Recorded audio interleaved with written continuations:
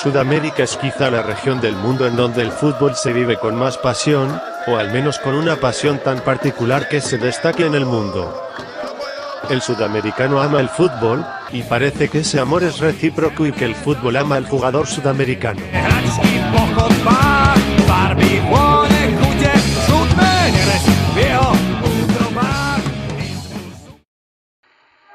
Y todo comenzó hace décadas, cuando los británicos, inmigrantes y comerciantes en Sudamérica, propagaron este deporte a finales del siglo XIX.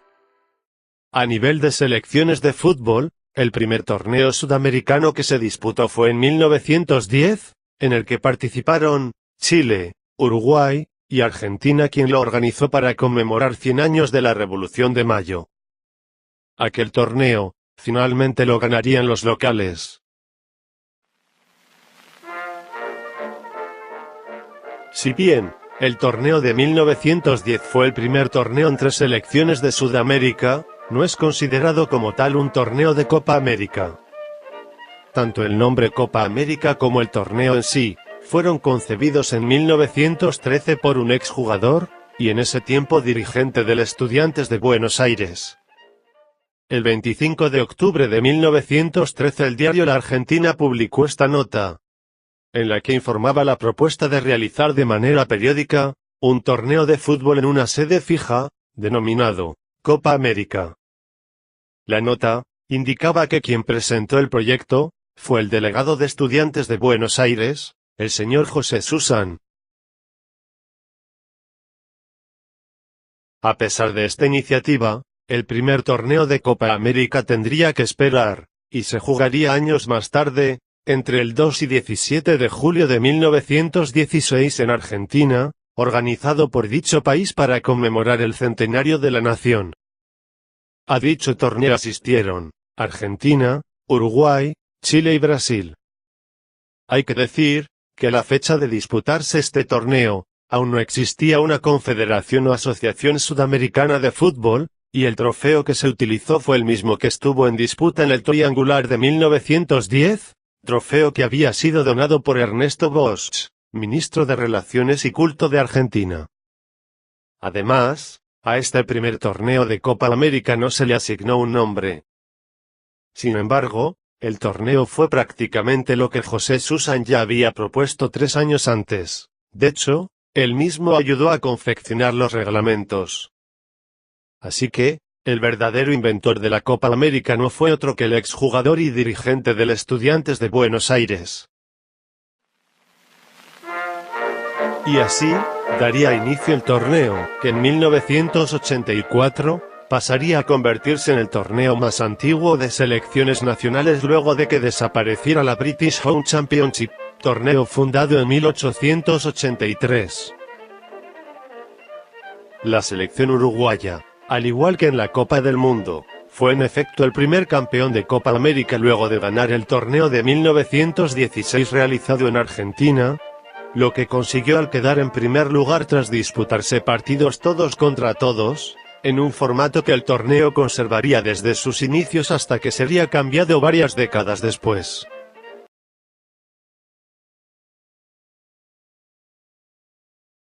El torneo de 1916 fue tan exitoso, que llamó la atención del uruguayo Héctor Rivadavia Gómez, al grado que en ese mismo año, propuso que se creara una confederación que integrase a los 4 países participantes en el torneo recién concluido.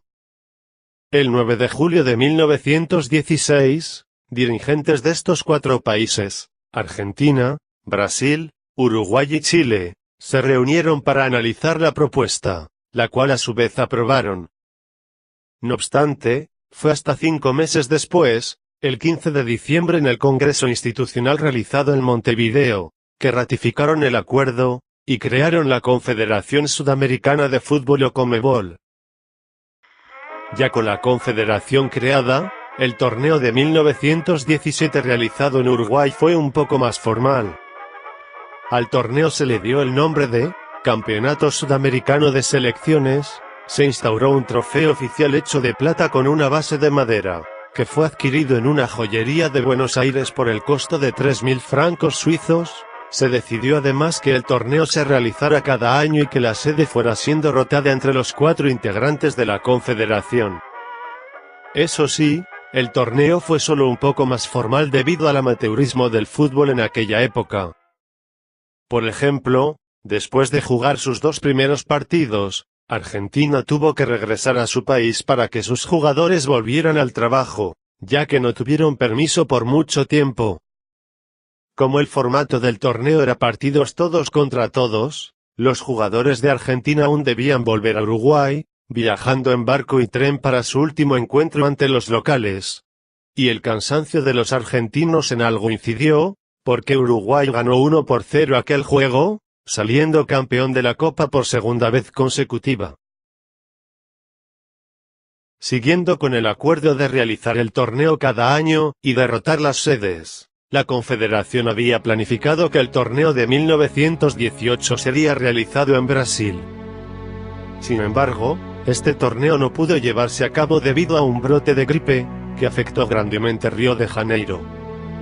El torneo tuvo que realizarse hasta el año siguiente en 1919 siempre en Brasil, pero parecería que este torneo estaba de alguna manera atado a la desgracia. Tanto así, que en el partido Chile contra Uruguay jugado el 17 de mayo, el portero de Uruguay Roberto Cheri sufrió estrangulación de una hernia, muriendo en un hospital de Río de Janeiro 13 días después. Así fueron los inicios de este torneo, en el que a lo largo de sus primeros años se fueron dando sucesos importantes en la historia del fútbol sudamericano. Por ejemplo, la roja chilena fue roja por primera vez en la edición de Chile 1920, ya que fue en ese torneo que usaron por primera vez la camisola cuyo color hoy en día es ya una tradición. Años después, luego de la edición de 1929 disputada en Argentina, el torneo sufriría una interrupción de 6 años, a causa del distanciamiento surgido entre Uruguay y Argentina luego de la final del Mundial de 1930, en donde hubo algunos incidentes que generaron molestias entre ambas naciones. Entre esos incidentes, están las medidas especiales de seguridad que la policía uruguaya tuvo que aplicar en el Estadio Centenario durante la final del Mundial, para contener lo que el árbitro belga John Langenus consideró una situación tensa causada por los hinchas argentinos en el estadio. Además de esto hubo problemas a la hora de la realización del juego, ya que Uruguay y Argentina utilizaban balones diferentes, y cada uno quería que fuera su balón el utilizado. Se dice que el árbitro dirimió el asunto mediante el lanzamiento de una moneda. Pero los problemas no terminaron con el final del partido, ya que al día siguiente hinchas argentinos generaron disturbios en los alrededores de la embajada uruguaya en Argentina, situación que incluso llegó a afectar la relación diplomática entre los dos países.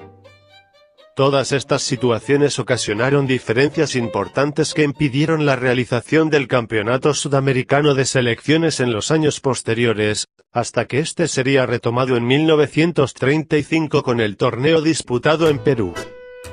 Sobre la rivalidad Argentina-Uruguay, una situación curiosa es que para los uruguayos, eso de relegar al segundo puesto a la selección argentina, era una práctica común, por así decirlo, en aquellos años. De hecho, de los 15 títulos de Copa América ganados por Uruguay, en 10 ocasiones lo han conseguido dejando en el segundo puesto a Argentina. Más aún, en las primeras 8 ocasiones en que Uruguay fue campeón del torneo, siempre lo había conseguido dejando segundo a Argentina, hasta que al ganar el 9º título charrúa en Uruguay 1956, se interrumpió esa racha ya que el segundo fue Chile. Argentina fue tercero solo por diferencia de goles. Esa paternidad uruguaya de aquella época, le dio algunos respiros por momentos a Argentina, ya que en el Campeonato de Argentina 1921, la vieja cancha del Sportivo Barracas, en Buenos Aires, fue el escenario que vio a los albicelestes obtener su primer título, dejando en el segundo puesto a Brasil. Con esto cortaban una racha de 3 segundos lugares obtenidos en las 4 ediciones anteriores. Por supuesto, en esas 3 oportunidades el campeón había sido Uruguay. Otro duro golpe que Argentina le asestó a la paternidad uruguaya, fue en la edición de Perú 1927, donde los papeles se invirtieron y Argentina consigue salir campeón dejando a Uruguay en el segundo lugar. Claro que esa alegría duraría poco, porque al ser primero y segundo del campeonato de 1927, Argentina y Uruguay clasifican a los Juegos Olímpicos del año siguiente en Ámsterdam 1928. Uruguay le ganaría la final de dichos Juegos a Argentina, repitiendo la vieja historia y volviendo las cosas a su lugar.